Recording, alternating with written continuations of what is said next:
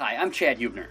And I'm Sara Huebener with Edina Realty, and thank you for joining us today on this video in the middle of our construction project that we have going on here, as you'll see from all the boxes that we have piled up in the back. Today we are going to be talking about the most common type of purchase agreement that we are seeing this fall, and that is the contingent purchase agreement.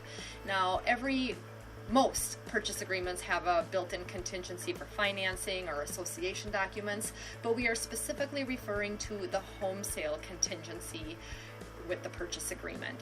And they're not terribly common throughout the year, but we are seeing a lot of them this fall. In fact, the past 5 purchase agreements that we've received this fall have been contingent on the sale of a home. One of the reasons that we think we're seeing more contingent offers this fall from buyers is that as the homes are coming off the market, they want to pin down a home before that happens, before sellers start pulling homes off the markets for the holidays.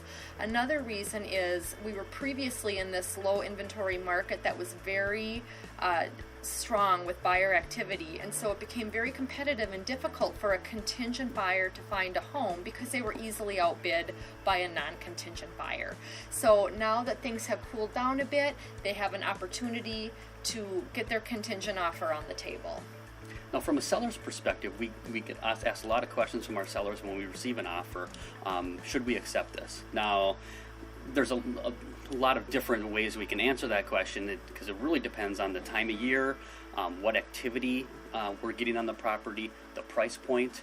Now, coming into November and December and January, when there's not a lot of buyer activity, it may not be a bad way to get a buyer in the house, and then look at the house that they are selling and kind of consider that as that's the new home you're selling. So, for example, we have a couple properties with contingent offers, in the $400,000 to $500,000 range.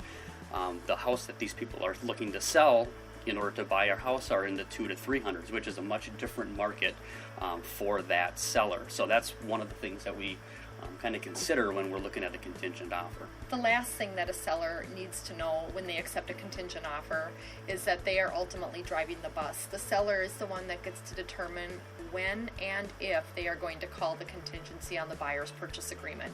And we can talk more in a future video about what that means and how that happens. If we can answer any questions for you on contingent offers or the market, give us a call. And if you would like to see any other future videos or have any topics in mind, please let us know. Thanks for watching and have a great day.